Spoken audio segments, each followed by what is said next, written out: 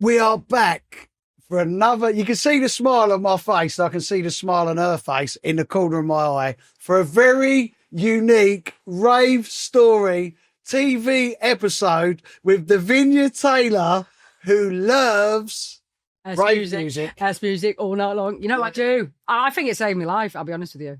Yeah, it's amazing. It brought us a load of problems, but no, it definitely saved my life. House and rave cause you loads of problems. So this lady, right, so all of a sudden I'm looking down my timeline and I'm seeing you run to FBI projects and old school rave records. Then I'm putting records up on the internet and like you're commenting going, oh, Billy, this tune, I love this tune. And I'm thinking, I've got to get this lady on. Crack? Yeah. Who's this lunatic? Up north. And we got to know each other and you fascinate me. Your energy. Likewise. And your energy absolutely fascinates me. Your love for music, but also your love for music then, who you was then, but what you do now is incredible. Before we get on your life journey, we got to talk tunes.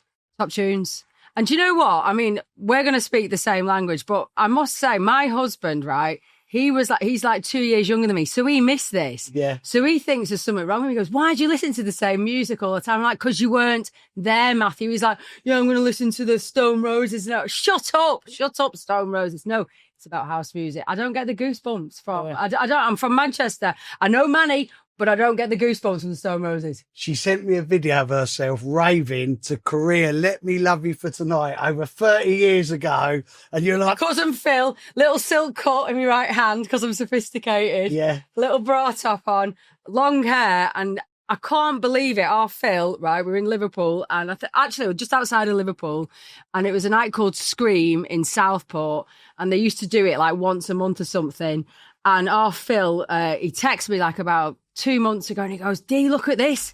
Look at me with the curtains. And he's got really long curtains. He's dancing like mad. And there's me with a silk cut, probably Regal king size back then. Right. And I'm talking to him, just getting on his last nerve, you know, and another thing, honestly. And I just thought, my God, that was the time. There's guys like, I mean, the feeler tops and everything. I bet I had kickers on. There was kickers, wallabies. Oh, come on. I think I always had a Dulcis heel on.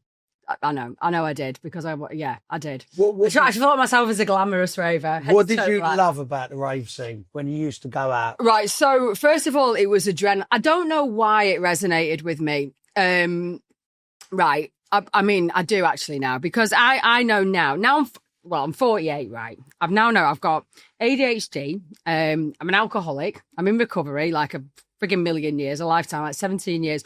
But what leads me to that is what attracted me to that house music scene. And I've gone into it a little bit on a scientific point of view. And it's the connection that you get with the beat. And there's something very tribal about it. And I've actually done notes. I don't do notes, but I've got notes here. So I'll look at them in a minute.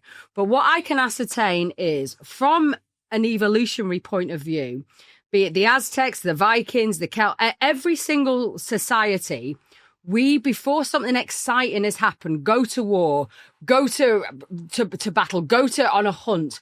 We've always got ourselves, ba-boom, ba-boom, ba-boom. The drums have kicked in. Now, somebody who's got ADHD, and that naturally means low dopamine. Dopamine is when you seek dopamine because you've got low dopamine, you risk take. You're one of these people that looks to the future and you go, I want to go and do that. I'll try that. You're not risk averse at all. You will put everything on black. So you have some parts of the tribe that will stay at home with the kids, tell stories, do bone broth, nurture, very serotonin, sit with the dogs, that coziness, very natural. I've got a mate like that. She loves staying at home. She loves putting the fire on and everything. Whereas me, I'm like, where are we going, what we're doing? I run with the dogs, I want to go out. I want to get into the cold or the heat. I want my eyes open, and I'm dopamine seeking because light, heat, cold creates dopamine. So I feel like I might be completely wrong, but I don't think I am. I think my heritage, my lineage is I was one part of that tribe. So you've got a tribe of 15. So you've got 10 stay at home and you've got 5 who go out, who go over that mountain, who go through that waterfall, who go and check out that next village and kick off. And I think I was one of those. And to get us in the mood, boom, boom, Yeah. boom, boom. And the great thing about house music is you've got that repetitive beat. And apparently it might, I think what it does, it gets everyone's heartbeat, and it happens in a sauna as well to the same rhythm. And naturally, call it quantum physics, call it hocus pocus, call it woo woo. That's when you get an energetic, I mean, I'm not woo woo, I like science, but there's some sort of energetic pulse that happens when you're all dancing at the same time. Vibing together. Vibing on the dance floor. And that's why, because we were talking before, why I think phones have killed the dance floor, because people are performing for the phone. And it's a shame, because when you were in that Sweatbox and when you were like looking at strangers and that knowing nod and you'd hear a tune, you go, you just knew, oh, I mean, I can feel it. The connection, the endorphins, oxytocin. I mean, it's chemistry. And that's what humans are primed to do. So there's only a few of us who are into that house music scene, that energy that we're vibing with. Other people can go and listen to, I don't know, bit of soul. The outside way. The outside, whatever.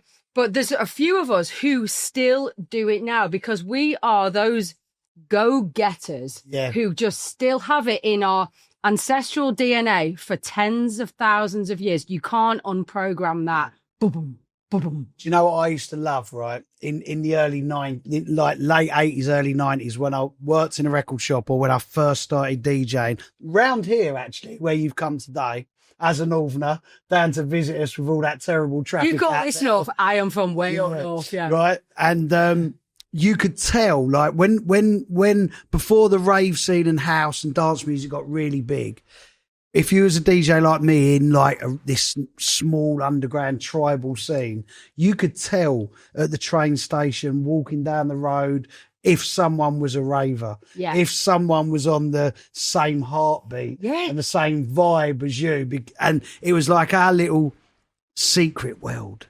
Do you know what I mean? And that's you describing that. And then also you talking about like the energy that we had where we wanted to go into worlds that were like uncharted territory. And the early rave and house scene was like that. Well, yeah, because you were risking being arrested. I mean, it was big, because I missed that. So where, as I was growing up, so I was born in 77. So I just missed what were the Blackburn raves. So I'm from that neck of the woods. So you had like all the M25 and everything like that. So I missed that. And I remember sitting in the Hacienda and people talking about the Blackburn raves. So I was like in the Hass about, I mean, I shouldn't have been because I was like 15, but hey, whatever. I just walk in. I mean, that was part of the buzz anyway. I just got past the doorman. But with a tenner. Yeah.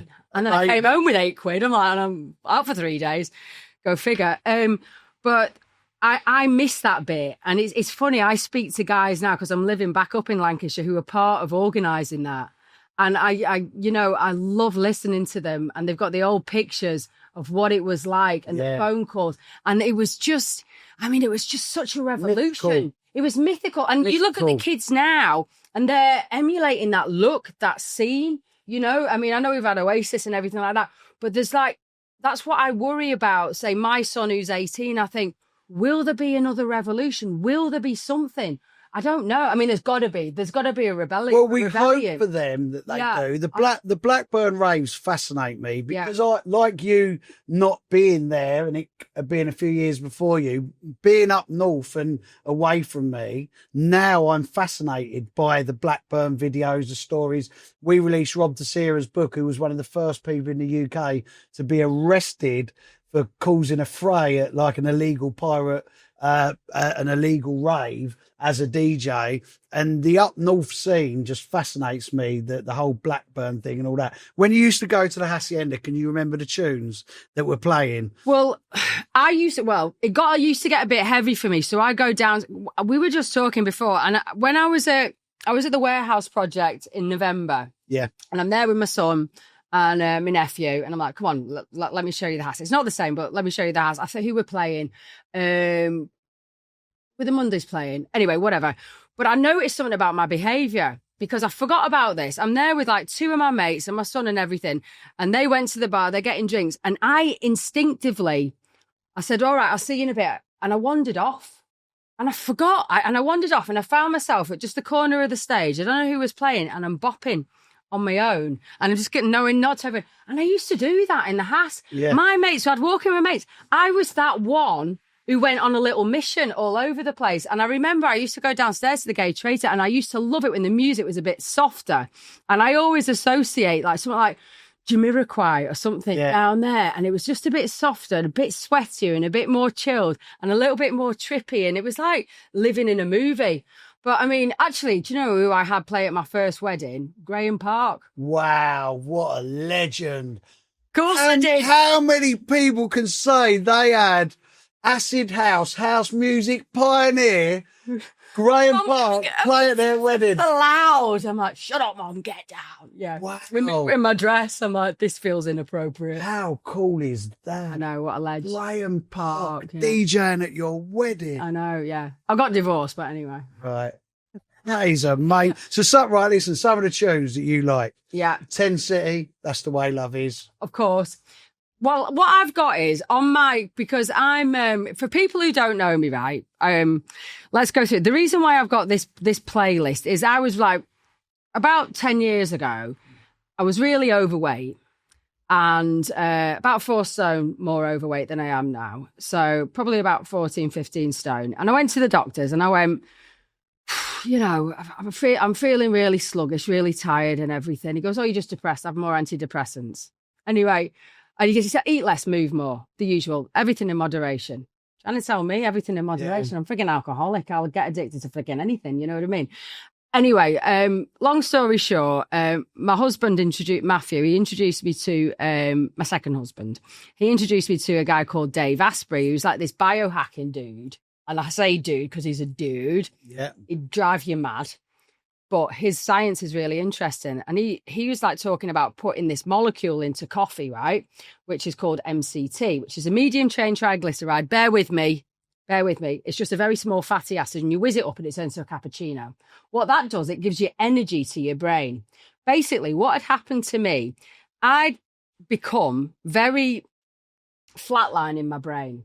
So this music wasn't working for me anymore because I used to get goosebumps, right? But I had become insulin resistant in my brain. I'd had like your granolas, your flipping brown breads, the usual. I couldn't metabolize glucose anymore because all carbohydrates convert to glucose. Anyway, this fatty acid converts into a new energy molecule that back in the day we used to always use until like the 70s, till the Eat Well plate kicked in. And it's called a ketone. All of a sudden, my brain lit up. And my doctor had said to me, just try going for a walk. I couldn't be asked going for a walk, never mind a run. Anyway, I had this drink and all of a sudden I got a molecule of hope in my head. And I thought, I just had one of the kids as well. So that he was still in the pram. And I thought, I'll go for a walk. I was living in Central and I'll go for a walk around Hyde Park. And I put the tunes on. I thought, I wonder.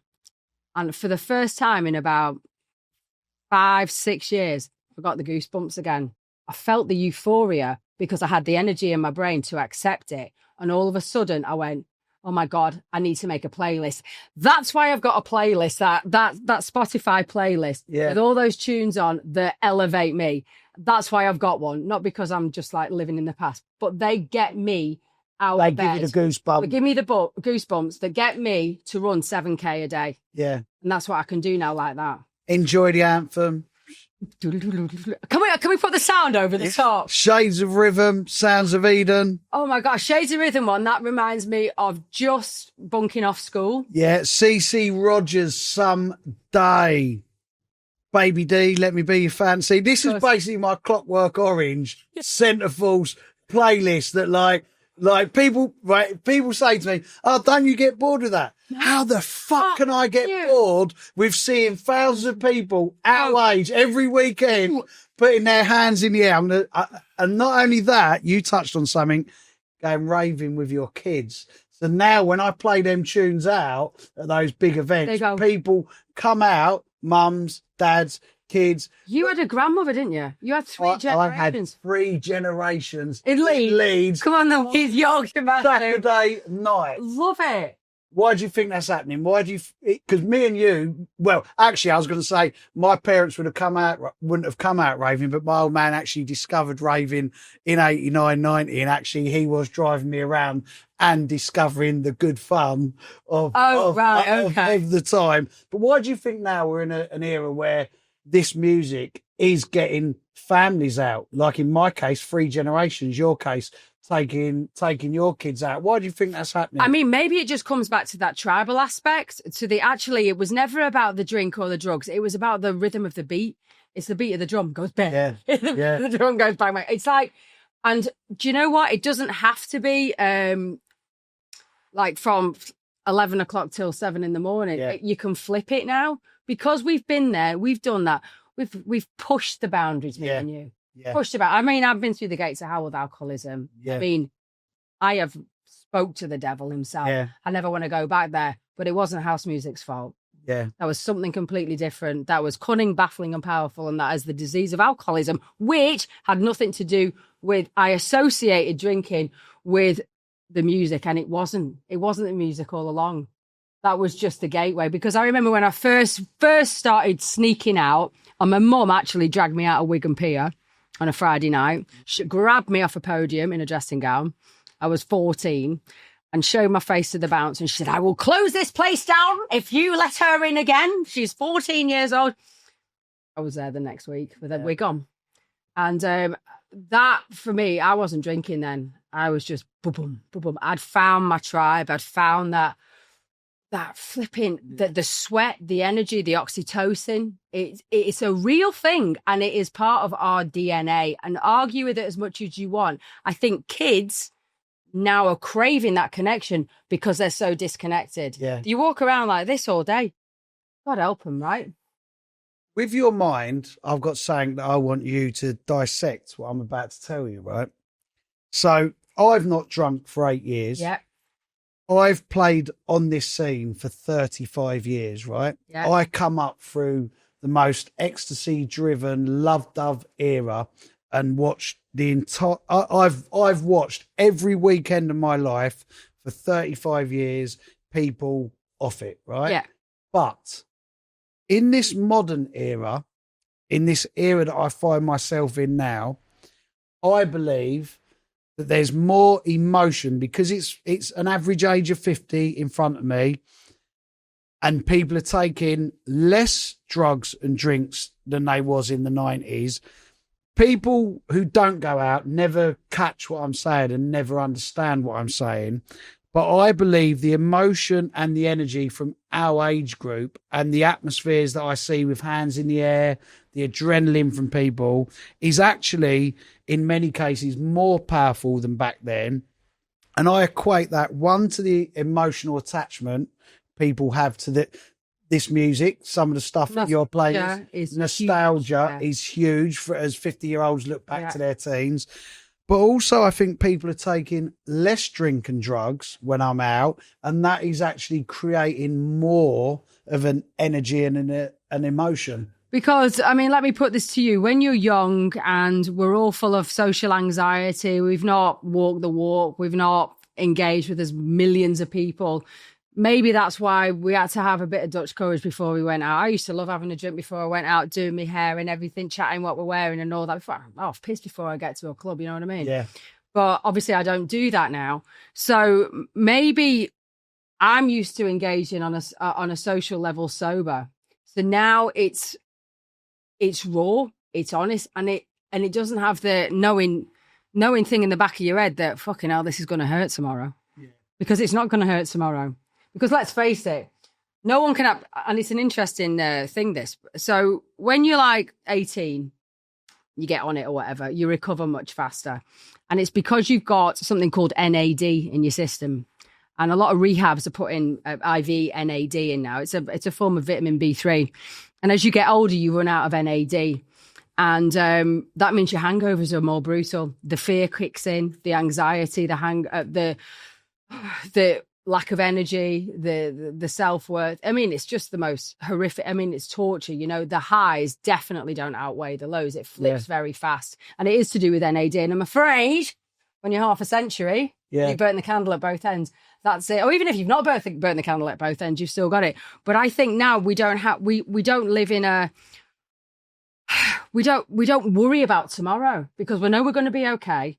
When we're enjoying the moment right now because it's pure. Yeah. And nostalgia and memories and connection was always what it was about. We didn't need the drink or drugs in the first place, but we didn't know that because we were a little bit social, because we were naive. Yeah. And that's what, you know, it's rebellion, youth, and rebellion and all them kind of things. No one knew. Yeah. I sometimes play out at the weekend, right? And I come back and you see the amount of videos I put up and the energy and like so many people our age really kind of like gravitate towards it. But one thing I've noticed this year more than ever, and it might be a lot to do with my best friend who made Sweet Harmony passing away and stuff, but and a lot of people whose music that I play have passed away. Yeah. So I tell the stories of people on the mic, like my friends who have been with me, but now they're not, but their music lives on. Never up until this past year do people actually get emotional out on the floor. You know, like we get goosebumps. Yeah. I'm getting goosebumps talking about this stuff. Yeah. But I see raw, genuine emotion from... We're past middle age. Middle age is like 35 or 40, and I'm seeing people in their 50s like really emotional about the movement that they was involved with then, and now they're still part of it and back out. And I mean, we forget that music is the most powerful emotive medium we have, right? So it's instantaneous. So I try and run every day because I know it's good for me. And I've got to run the dogs, right? I've got 2 lunatic dogs that I got from Spain, the hunting dogs. And I don't know why I've got them, but I fell in love with them. They're like basically a cross between a coyote and a fox. And they go about 600 miles an hour. So I've got to run them. And sometimes it's raining, it's drizzly, and I live in Lancashire. So it's always raining and drizzly and cold. And I can't be arsed. But I guarantee I will just have some nootropics, and I'll explain those in a minute. And I will put my headphones on while I'm still in my dressing gown. Kids have gone to school, and I'll just hear something about to drop. I don't know anything on there. I'll just put something on, and I will just go like that. You know what's going to happen in 10 minutes, because after 10 minutes, I'm out. All of a sudden, I've hacked into my whole hormones, my whole endocrine system, my hormone system, and I have changed the trajectory of my whole next 24 fucking hours. Yeah. That is power. If I didn't have access to that, some headphones, I'd just like get in the car, go to work. I'd probably be a bit of an arsehole. I'd had 20 more coffees than I should have done. But I go there and I run and I do 40 minutes. The dogs are happy. I'm happy. And I'd probably come up with some frigging brilliant idea about doing X, Y, and Z. I'm going to manufacture this, do that. I'm going to speak to them. And my ADHD goes boom, into a tunnel. And all of a sudden I can function like a normal human being because I'm plodding, I'm moving, the blood's pumping, the lymphatic system's going, the beat's going in my head. I've got euphoria. I've got oxytocin, my dopamine's on fire, and here we go. I'm going to get in the car. Everyone's going to have a better day because Dee's actually gone for a frigging run, or because I've put FBI Project on. I've got a question for you. So if all of that energy, because I want to get onto your, I want to talk about the 90s, but I also want to get onto your like brain with your passion and your how that's turned it into a business. But as someone who completely and utterly understands all your emotions, all your health, like you know your energy and how to harness it, do you ever get anxious after those big? No, because there's and this is what science doesn't understand. You see, we don't understand the runner's high. We don't understand the runner's high. Why there's no come down. If I could pocket the runner's high and put it in a pill, I'd be the richest person on the planet. We don't know why there's no come down from the runner's high, but trust me, it's a high. I speak to people on my run that normally I wouldn't even clock. Yeah. And I'm very interested in what the bin man said to them, because all of a sudden it's like that, you know, like when you talk to a stranger in a club back in the day, oh my God, what's your name? Where are you from? I can do that. I do 20 minutes of running, bit of a sweat on, and sweat creates oxytocin as well. There is some sort of chemical reaction that gives you that runner's high, but there's no come down. I am engaged in people around me straight away. I'm interested. It's the connection that I was always seeking. Yeah. And I think that's the gift of ADHD, because I have to lean into something a little bit stressful, and it's not stressful anymore because I am pretty fit and I can do it. It's just the devil within tells me, nah, sack it, just get in the car. So even if you've had super like hyper visions of creativity with the business, you don't have that after. No. See, because I am always so say if I do 3 gigs at the weekend or 4 gigs. Okay, at the weekend, yeah. So I have. I could be whether it's in a sweaty 300 people club where everyone's like that, 3,000 or 4,000 people on a stage, back in the car. Like I put lots of energy into my sets, but then Monday I'm back on the radio, 2-hour show. Wednesday 2-hour show, podcast every Sunday. So I am always in this musical. Thousands of people at the weekend, and I always have these little crash and burns. So I've got a hypothesis about this, and you might have heard it before, because it's about energy. And I think people, because I'm running solo, right? I'm getting energy from the sun, from the air, from nature. I run outside all the time. I mean, a great hack is if you run through. It's amazing. If you run through anywhere with trees, with green light, with the light transcending through the green leaves, it turns into infrared light, which reduces inflammation. So that in itself is like forest bathing. That in itself reduces my inflammation. My inflammation is going down. I think what's happening to you are giving your energy away. I'm gaining energy. You're transferring energy out. I'm bringing it in from nature. Because I'm solo on this one. That's my form of self-care. So you probably need to, I'd suggest, get yourself into an infrared sauna, put some headphones on, some binaural beats, and just regain your energy. Yeah. Use some infrared. Yeah, good, because it is. You are giving a lot of energy out. I'm recharging. Yeah, it is mad for me because it's like giving a lot out. Because I'm 50. Yeah, but I do something that still makes me feel like I was 18 in the heart of Dalston in clubs, but I am 50. But I put more energy into my sets and my music than I've ever done. Not because I want to, not because I need to. It just happens because that's what I love doing. And I always have them It could be when I get in the car after playing to 3,000 people and back down to London for the next gig. Or when I do my radio show on Wednesday, Centervals, thousands of people lock in, but not only am I mixing and playing all the tunes in your playlist, hundreds and hundreds and hundreds of people are messaging, shout out. And I'm like, not only am I a DJ, I'm a secretary to all of these people. I mean, freaking ninja. Yeah. And in your box of tricks at your company, is there something that's... Well, I'm thinking, I mean, I've got loads of boxes of tricks. So I'm wondering, do you ever get anxious? Or do you ever get like overwhelmed? Yeah. Right, because I want to show you this. I'm not advertising. No. This is stupid. But you get this in tea, like black tea and green tea. So this is an amino acid, right? Yeah. An amino acid, like building blocks for protein. But an amino acid called L-theanine. And you'd have to buy it from me. It's cheap as anything. You get it on Amazon. L-theanine. Now, L-theanine we're talking about hormones again. L-theanine reduces cortisol by increasing your anti-anxiety hormone, GABA. And what it does is it takes the overwhelm off. And that slightly... come down feeling. Yeah. That'd be great for you. It doesn't make you gormless. It's not like frigging Xanax or diazepam or any of them flipping magic pills. That is really handy to have. If you're getting stressed and feeling tired because of it, that'll really help. It'll just help you consolidate your thoughts, put it in a bit of order.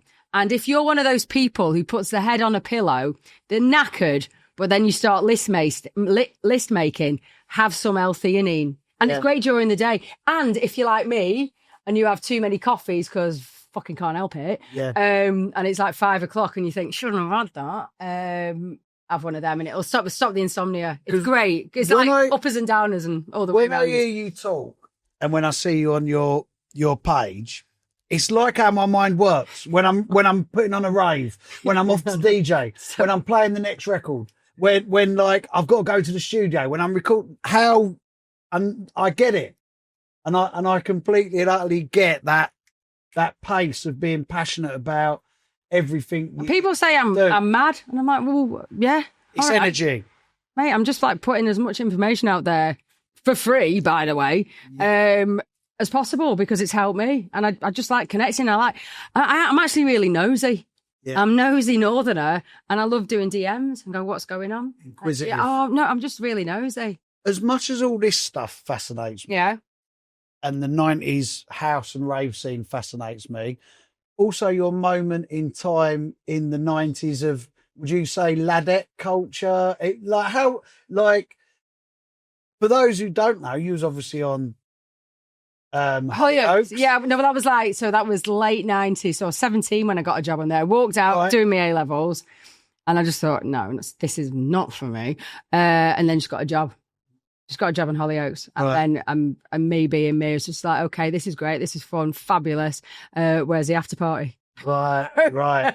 So yeah, describe that period of, because you ended up in the newspapers. Oh God, yeah. But I mean, if you remember, there was no social media back then, so they just that's the and there's only like 4 channels. Yeah. So we were on channel 4 as well. And if you put how old was I? 17. I think the oldest cast member in that group was about 21. Come on. Yeah. We're getting paid, and we're in Liverpool. Cream was on. Oh, it's going to get shabby. Yeah, it was shabby. I mean, I used to love Cream, actually. That was one of my favourite ever nightclubs. But yeah, Liverpool was a great scene back then. And then we do we go from Liverpool straight and do the last 2 hours in the Hacienda. Yeah. You know, I mean, that M62 drive was hair-raising. So in that period... In that period, basically, it was like being... Like, everyone did it. Everyone, like my mates were at uni, like, pushing the boundaries like we all did. But I just happened to be on a national show, so the paparazzi were interested, and me being the most unsubtle person got caught doing frigging everything. Right. You know, I'm literally the most... I can't hold it all. And you ended up on the front pages of the newspapers. Always. News of the world. You do that on a Sunday. You got News of the World. Coming out of... But the worst thing is, right, so if you weren't in the News of the World, it was a relief. You go, oh, who's been done? But if it's you're like, oh my God, me gran, the neighbours. Right. And it's awful. So when I look at social media now, and people say, you know, it's tomorrow's chip paper. It's not, because it's your gran, it's your gran's neighbour, it's your old teacher. And that's the trouble, because what I went through with like the News of the World and the Sunday Sport and all that crap and everything, that's happening to kids now, but on social media. You know, they have their own little micro media. Would you call that the original cancel culture then? Or what they was doing in the newspapers? No, but I mean, they weren't cancelling you; they were exacerbating you. They fucking lie, to be honest. Right, but you don't go up against them. What are you going to do? Go up against Rupert Murdoch, age 19? Are you going to go up against Rupert Murdoch? Yeah, fuck, just a teenager. You know what I mean? You can't do that. They'll write anything about you. They'll used to upskirt you and everything. When it started happening, did you enjoy it at first? Well, it was kind of like, all publicity is good publicity, but you can't. Not when you've got a dad like mine and mum like mine.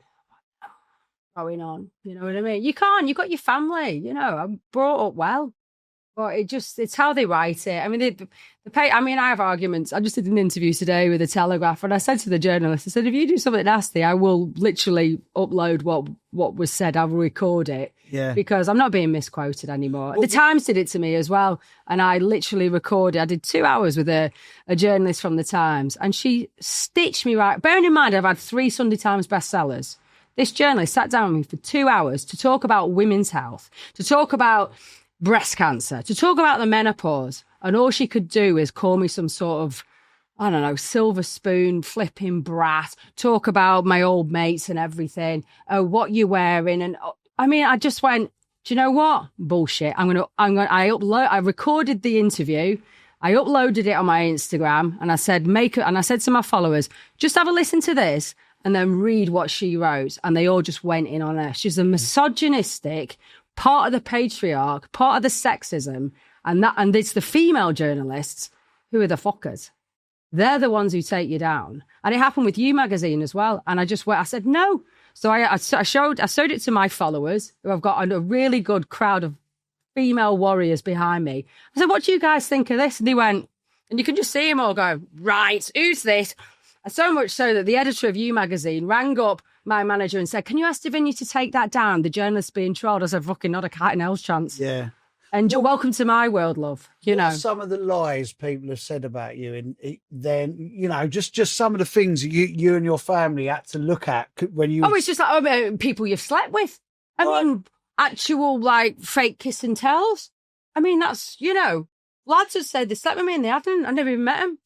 And what were you going to do? You're going to go to court with the news of the world and some bloody toe rag who's after $5,000. I mean, that's what it is. And you just have to go, oh, leave it. It's tomorrow's chip paper.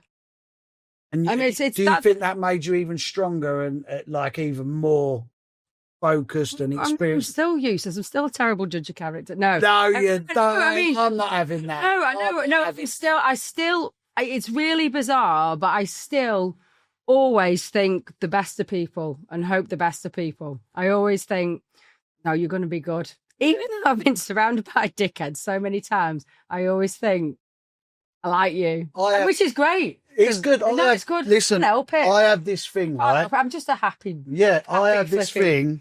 If I help 10 people or 20 people in music and one of them turns bad, you can't help that. That is life. I never let that person put me off of continuing helping people and bringing people up, because we would end up jaded if every person who did us wrong stopped us from.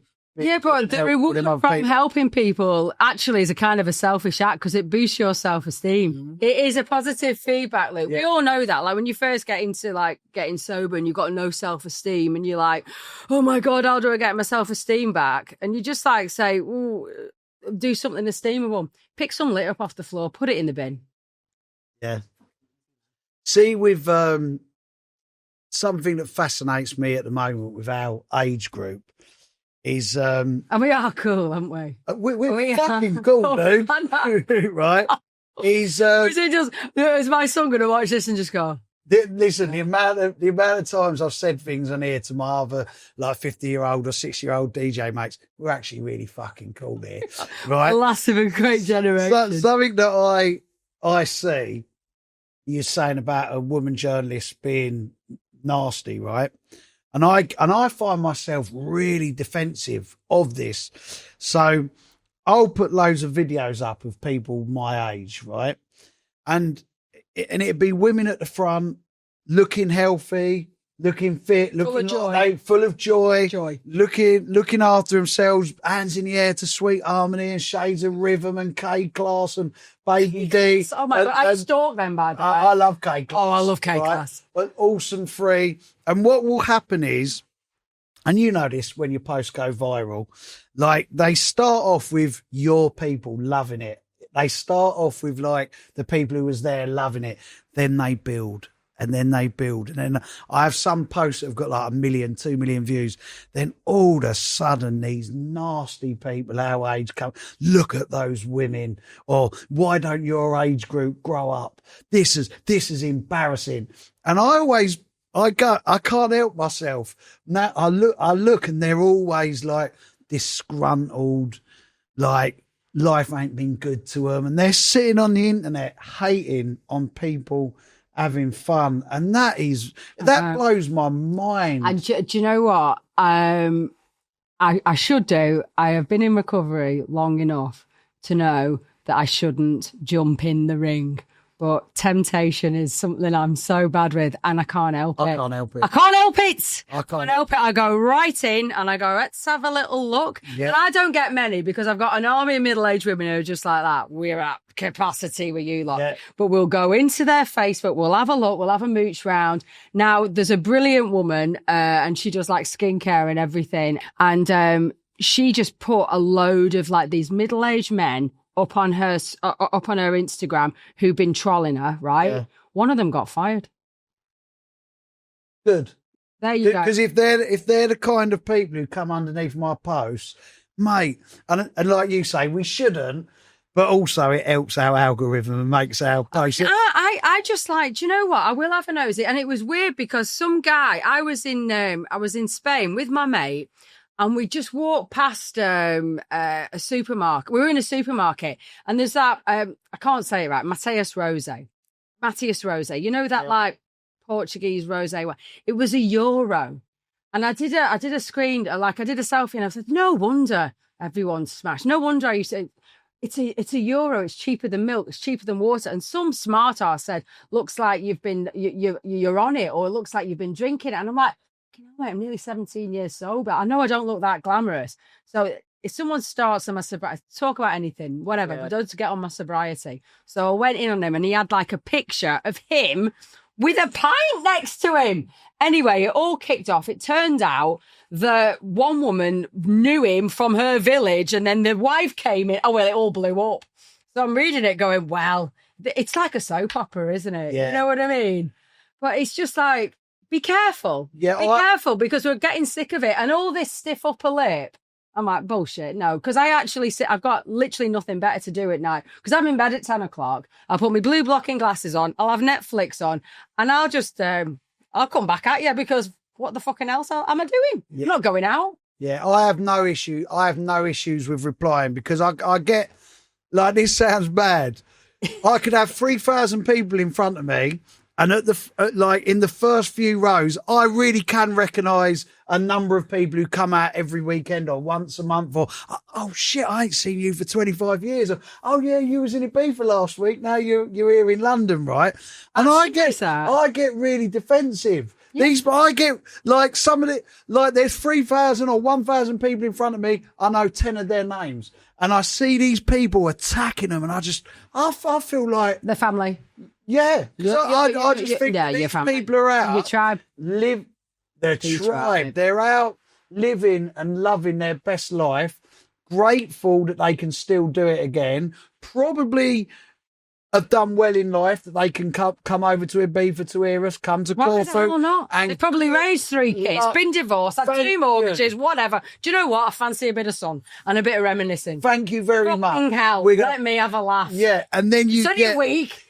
I've got another 51 of bloody drudgery. Exactly. Let me have a week of madness. You know what? And you get these bitter, see you next Tuesdays, men and women, because there is some vicious women as well, sat there self-projecting that they're not out, and that's it, you lot are an embarrassment. But they weren't part of the crew. No, that's it. And I don't think they'll ever have that, you know, when you walk into a club, right, and I still get it now. So when I walk into... when I walked into the Hass the other, and I'm going to go in November again, and I just try and get that emotional recall back. And I walk in, it's cold outside, and you walk in, you feel that heat, that sweat, and you hear, and you feel it, the resonation, it resonates through your body. That, right, is something they have never experienced. Yeah. That, anything's going to happen. Do you know what? That is just... what we experience, and that's what brought us all together, and that's what makes us keep finding it. And that's what those guys who were at fucking Ritzy one night on a Thursday, because they never made it to listening to Rick Astley, they never made it to where we were. That's why, because they were too busy studying. But you know what, there is another graphic, like a demographic of men, right, who did actually go out in 89, 90 or 91, had their 6-month period. They think their moment was the best period ever. And then when they see all these other people their age doing it, but either they're under the thumb at home, or their mates don't like them anymore, not even the kids talk to them, they look in and go, my era was better than this. Oh, that one. I could put videos up of 1,050-year-olds in front of me. Not a single one of them is on their phone, and I will get comments underneath people going, look at all them kids on their phone. Because they've got so used to looking down their own phones angry. Yeah. And it fascinates me, mate. It really does fascinate me that people get to an age and they don't mature, and they kind of like regress. Arrested development. Is that what it's called? So it's arrested development. You know, you just can't see to the future. And let's face it, the future is hope. Because God knows what will we be doing in 10 years' time. Hopefully, me and you will be in a beefer. Oh, what we will be. Don't worry about that. Why not? As opposed to North London in traffic with a tube strike. But anyway, it's all fun and games. I did an interview earlier with the young lady, must have been 25, and she said, "Can you see yourself doing this in 10 years?" What wouldn't I do? Why wouldn't I? What else would I be doing? I'm doing this. What would I be doing? Knitting. Till I'm over. There's no better feeling than seeing people with their hands in the air, loving life. And I don't care if they're 50, 60, or when I'm 70, I'm doing it. Your business, right? Yeah. It's something you're so passionate about.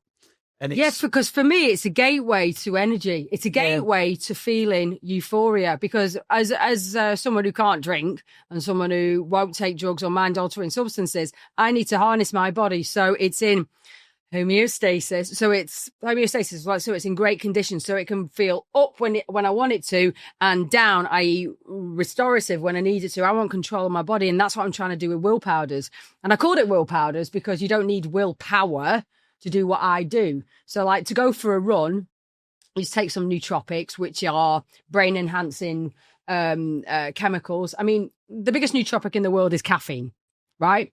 But the great thing about caffeine is what it does, it opens up the dopamine receptor. So when something like music and sunlight come in, you experience it more. So if you're going to have a coffee, do it outside with your tunes on. You'll enjoy it more. You might get a warm feeling here. That's dopamine. Yeah. Little biohack there. As I said to a really close, I went and met Eastman. Everyone who watched this knows Eastman, legendary pioneer of jungle, Cool FM. He said, "Who you got in today?" And I said, "Oh, this lady." And he was like, "I've been buying her stuff on the internet." Like, and Eastman's 68, 67. And him and his sister are locked in. What's he buying? Spice. There you go. He said to me. Hang on, what was he Googling? Yeah. What was he Googling? He goes to me. And the funny thing about the conversation was he went to me, this was before I showed him you and that you're in doing a podcast, right? No way. He went, "I've ordered some spice." I went, "You're 68, come on. Phil. You grow up. You can't be on the spice." And then when I showed him your page. It joins. It joins. Yeah, it's anti-inflammatory. It's curcumin. Mental. But what I like when I watch you is like me as a DJ, it's passion that has led you to that success and led you to that many followers and that much interest. Like I watched one of your stories that you put up, and you was on the stage, and the lady introduced you as like one of the leading experts in the world on this stuff. And that's what I said when I said to you, this is what I'm thinking. I just see it as passion. I just see you as like, you've made this worldwide success out of your passion. Right, because I tell you why, because like yourself, this feeds you. Yeah. And this feeds me, because I'm always looking for what's next. It gives me what I'm seeking. It's dopamine. I'm always looking for the next combination, the next flavor. And, I've got a cool team behind me as well. And, it's easy when you're passionate. Like yourself, you're not going to stop. Yeah. I'm not going to stop. I'm not going to sell out. I'm not going to do anything. I'm not. And, I'm trying to build this, this understanding of what wasn't available to me back in the day. So when I'm out partying and stuff, and do you remember when they used to turn the water off in nightclubs? Yeah, of course I do, yeah. Do you know what I mean? Yeah. I'm like thinking, I need to be giving all these ravers some electrolytes. And I've got this thing, and it's in a bottle like this called Rise and Shine, and it's liver support. And I'm looking at all these 50-odd-year-old ravers, and I'm like, mate, I just want to give you some liver support called Rise and Shine. You'll feel better tomorrow, and a load of electrolytes. I'm just going to try and help you burn the candle at both ends for a few more years. I've got the solution for them. And I'm like, that's my tribe. I'm not just about middle-aged mums, although we do generally buy a lot for the house, let's face it. But I'm looking at like us lot still trying to like get that magic again. And I'm like, you guys need will powders too. So I was at the Hacienda Classical in Castlefield, right? And I had my readers on. And I'm like, what the hell am I doing? And I had to walk back to the car and put them in. I just realised. And the amount of women that come up to me and goes, look, I've got my bloody electrolytes. I'm putting it in with my vodka. And I'm like, great. It's all about balance. Amazing. You know what I mean? I just loads of it. And all that camaraderie was there. And, you know, and K-Class were on. And it was like... I say, right, K-Class, and it dawned on me and K-Class played last year in Tenerife. And I hadn't really ever... Busby's bars. I fell down them stairs once. What a disaster that was. I say this, right? So I'll DJ Rat Pack a lot. Yeah. Groove Rider a lot. No. Though all those kind of names, Slipmat a lot on the old school scene. And all of a sudden I started saying in interviews on podcast, I think, right, record for record. I even said this and tagged them in it. Anthem for anthem, remix for remix, consistency every weekend as DJs. I don't think this might upset other DJs and people who I book. I don't think anyone touches them. I can't think of someone from the retro old school anthem scene that touches K-Class. And it dawned on me, they was on before me at a castle, an actual rave in a castle in Tenerife last year for Centreforce. And it dawned on me as I was, and I've performed with them in a lot of lineups. And you just went, okay, legends. No, I've always said they're legends. Super legends. I actually... Immortal legends. Yeah. Ultra legends. I'm sorry, other legends. I put them above other legends. I was like, and I don't normally do that in my head, but they are just... I know. Hit-making dance music machines. The Stock Aitken and Waterman of the house music world. Oh, yeah, they are just... No, when I listen to K-Class, that reminds me of being in Cream with the condensation dripping down, overlooking the balcony. Yeah. That always takes me straight into Liverpool.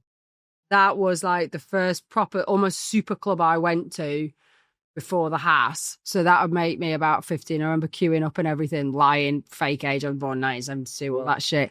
And I remember, I think they played, and I remember it, and I remember that tune and those anthems were K-Class.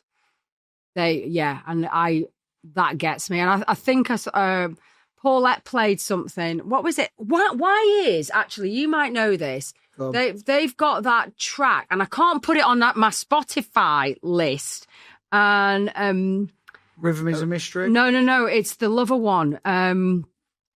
I've got something for you. I want to give it when I get home. And it's not on Spotify, so I have to go over to Apple and then put it on and then swap it. Right. That is a K-Class remix because DJ Paulette put it on and I nearly just fell over. Yeah. Because I was running the London Marathon during lockdown. And no, it wasn't actually. I know they were doing, do you remember in lockdown, they were doing all the Hacienda classics. I was just jumping up and I was running to it, and DJ Paulette came on, did a live set during lockdown, and I went, oh my God, that tune. And I remember that. And I remember being on the balcony with my party mate called Slippers, because he sold slippers on Salford Market, and Rudy, he was called Rudy because he was rude. And, you know, and that little crew that we had, do you know what I mean? And I'm like, I wonder where, we used to meet him every week, me and my best mate Claire from school, and it was just like, magic times. And you just, I can feel the emotion, I can feel the joy and the excitement, like a 7th birthday party. You know what I mean? Yeah, 100%. But I wonder why I can't get that. It's something to do, and I can never upload it on my stories. It's something to do with like a copyright or something. Because sometimes labels might not have put it up to Spotify yet, or they had clearance issues, or you know, going to play it in the background and put it up. Yeah, sometimes though, I love that tune. Sometimes when I look at your posts and hear what you're saying about carbs and diet and your stuff, I get guilt. Yeah, of course we do. Right, of course we do. Because incidentally, you shouldn't. Because if you have carbs, we were raised on them. No, but what I'm saying is, and I'm selfishly making this timestamp of this. So I'm 8 years sober, and I'd ballooned up to 22 stone. Of course. I hear you. Did it myself. And then I got down to 14 stone. Right. That was 7 years ago. Yeah. And I did it fasting, cutting out carbs, gym 5 or 6 times a week, took on lots of challenges like riding a bike across 3 countries. The usual ridiculousness. Yeah. Let's go. Of course, it's like, I'm in it. Typical addict behaviour. But in the past 2 years, I have put on a few stone, right? And I know exactly why. Love the cake. I'm loving the cake. Yeah. We eat out all the time. Okay. Sonia and me mates. I'm always abroad. It's tricky. Especially running a rave holiday. Every restaurant, every hotel wants to spoil me. Yeah, of course. I'm making excuses publicly right here. Yeah. I should know better. On the road, so I could go, like at the weekend, going from Liverpool to Leeds, and I had quite a bit of time. We end up in the Pizza Express, things like that. Coming back, right? No, I know. No. I'm happy for you to pull them faces at me. So I have put on 2 stone. Now, 2 things have happened this week prior to you coming on. A fella goes, bloody hell, Dan, you're getting moves again underneath one of my videos. I took it because I deserved that. I deserved that. This program. Right. And then I went, I hadn't been into my post offices before the summer DJing season kicked off, right? So I've been all over and I hadn't seen the postmaster. Then post office staff are brutal. So up and down the country. I'm bracing myself. He says to me, oh, Dan, he went, you've put on a lot of weight this summer. And I got in and I said to my Sonia, when Davinia comes in, I'm going to set, what's the date today? What's the date on your phone? It is September 11. Right, so the timestamp of this video is 11th of September. My 35 years DJ celebration is October the 18th. Yeah. Which is 38 days away.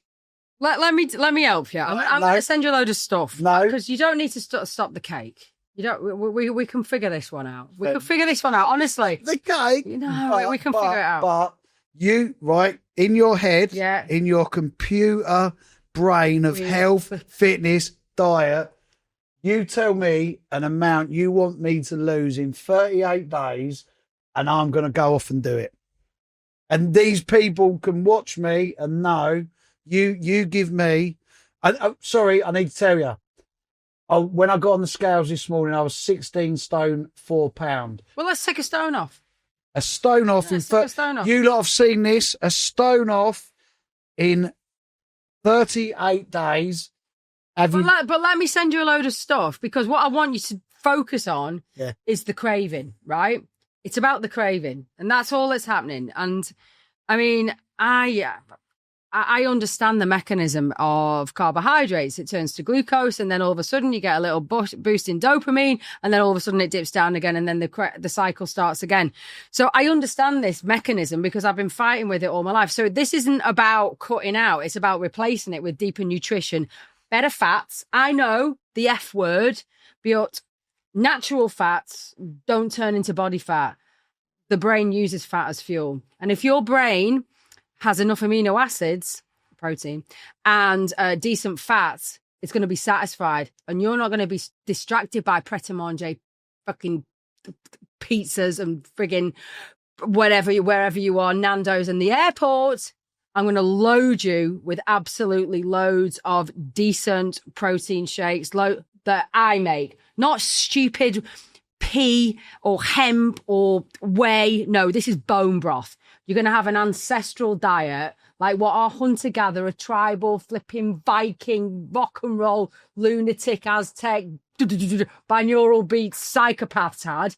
You're going to go back to that. You're going to get the nutrition from there, not wishy-washy soy boy stuff that will give you man boobs and skyrocket estrogen. You don't need that. Yeah. And all of a sudden, that sandwich noise will disappear and you'll go, flipping out. I've just got through a day without having any carbs. Didn't know that. But you've been eating all sorts of nice things. Because you know what gives me the ump personally about my own self? What? Knowing full well that I've got the ability to do it when I've done it already. Of course. And then somehow I'm like, Ben and Jerry's going on there. Right, okay. Right. I'm gonna have to work out closely with you. I can see. But I mean, it requires just about, I'd say, to rewire that brain, and the brain adapts super fast, by the way, and the gut microbiome's really quick if you work on it hard, as in not starve, the opposite. Yeah. Build up the nutrition, get the amino acids, get all these freaking crazy powders I've got. Get them just down you. Overload, overload yourself with protein, overload yourself with collagen, overload yourself with electrolytes. Just do that. The brain will just go flipping out. We've got so much nutrition here. I've not got time to look at Starbucks. I've not got time to look at Ben and Jerry's. Why don't we get on with the day and go and be a DJ? Because you know what? That's what we're here to do. We're not here to put billions of pounds into Mr. Starbucks or billions of pounds into Nestle or billions of pounds into Mr. Cadbury, because they're all on super yachts, not, by the way, eating their Ben and Jerry's. Do you know what I used to love? When I was out on my bike doing 100 miles, I was loaded up with all the right food and I would just go 100 miles, no problem. That was 2 or 3 years ago, but it's easy to fall off. And, I'm doing this intentionally in front of you and in front of thousands of people, knowing that actually I can't have me mate down the post office saying bloody You cannot have the guy in the post. I mean, if he's saying it, can you imagine? Yeah. No, I mean, that is something. The younger generation. Yeah. You touched on it earlier about their time of, will they ever experience what we experienced? We hope that they would somehow. But why do you think potentially the younger generation aren't experience what we felt, or have such a? I'll tell you what I'm looking for. They haven't got such a innovative era. What they're part of is something that's been emulated from 35, 38 years ago. I mean, I suppose the music scene, and I think like Noel Gallagher mentioned it when he was talking about Harry Styles, like, like being told to put on a dress and dance around and everything. He's a product. Good looking guy, really talented, amazing voice, but you can see he's being manufactured. Yeah. So I suppose rock and roll's dead. House music is, I mean, maybe house music will come back. I don't know. I think house music's incredibly retro for the older generation. Younger people are just finding it again. But I mean, when you see, there's like petitions, isn't there? Like no phones on the dance floor in Ibiza and stuff like that. I think you'll never be free of that. Never. You'll never be free of the slight paranoia that someone's watching and someone's going to judge you. And that's what we didn't have. Yeah. And like, when I speak to ravers and stuff like that, I think, ketamine killed the dance floor and then phones literally put the nail in the coffin. So what we had back then with that sort of like upbeat euphoria, oxytocin, no judgment. I mean, literally any religion, any race, any creed, any background, we were all there as one, right? And it's got to come back because look how dysfunctional the freaking look at it today. I mean, my God, you just look at the news. I know there's always been war, there always will be, and there's always been arguments, and everyone's always kicking off. But at least we had like a little place to go until it all kicked off in the Hacienda. There were guns and everything. So I mean, I'm talking bullshit. It's polarized now, isn't it? But for me, you have to go to right extreme and then it'll come back round. And we don't know what's coming, and we might go, I like that. Yeah. Well done, you. Well done, youth. Well done, youth. Because the youngsters have amazing events. Like Boomtown's a perfect example. And I play a lot of festivals where the youngsters like just have these amazing experiences. Is it more like a show? No, Boomtown's a full-on drum and bass line, rave, right? And it's taken the concept of like the late 80s, early 90s and made it even more magnificent and bigger and like... Razzmatazz. Spectacle is what I'm talking about, what I see with a lot of these things, and I think maybe this is maybe more of a musical DJ point of view, is will we ever see, like with acid house and house coming up, a brand new movement and scene? Because like when they remake films, they're just remakes of something. Yeah. So we're in an era where things are better, music is louder, music is better produced, but it's just a continuation from, it's almost like a remix of what happened before in a more... But I mean, correct me if I'm wrong, it wasn't like house music like from over in Detroit and stuff. It was like a combination, Chicago. Wasn't it, Chicago? So everything it all comes back to tens of thousands of years before, which takes me back to that tribal thing. Yeah. So they will have a resonance of something that ultimately has ran through our DNA forever. So we don't know what's coming. It'll just be repurposed. And God knows what that'll be. I mean, it could just be vibrations. You might not even hear it. I mean, who knows what AI can do, which is a scary concept, but Maybe that's the next thing. No, I would love. I've never thought about it like this. I want to see the younger generation have some sort of scene where me as an old man go, what the fuck? Oh, yeah. Then they've done it. Then they've done it. Whereas now, I listen, I think, that's brilliant. Yeah. And that looks better than anything I did back in the day. But it's just a version. It's just a version. Yeah. I think that is the call to the youngsters and the new promoters. Give us something that we go, oh, God, what is this racket? What, yeah. God, yeah. And then we'll move. Then we'll step off the dance floor. Yeah. Take opposite. Our time is done. I've got one more question for you. Does our generation do it better than any other generation? Of course. Still got it. I think that we do. Never lost it. But we did lose it a lot. But anyway. We did. But because I get people saying, wow, we can't believe there's no phones on the dance floor. Of course there fucking ain't, because we're the coolest generation there is, and we don't need, you know what I mean? Don't need to tell anyone. Thank you so much for having me. Brilliant. It's been wonderful. Yeah. And I'm going to get you to a breathwork class, an infrared sauna, and an ice bath. And let's see if we can get that euphoria, and you'll get into that, because honestly, the chemistry around that oxytocin, you'll go, oh, fuck it. And the DMT that's released by hyperventilating is to do with all sorts of nitric oxide and CO2. You'll go, I remember this. And there's no come down. I have even more guilt, because when I did lose all my weight, and when I was on I haven't put 8 stone back on 2 stone. No. I used to sit in that ice bath for 20 minutes every day. And like, the youngsters down the gym were like, how'd you do that? And I'm like, it's the best feeling in the world, because I get out of it and it's just deaded any anxiety, deaded. And it was like, but again, because I've fallen off of that, the ice bath is a memory from like a year and a half. Okay, years. You know how fast an ice bath is? It's 2 minutes. And by the way, when you're doing ice baths, here's a tip for you. Because the benefits from ice bath are about shock, right? And it's chance, and it's dopamine, right? We're after dopamine.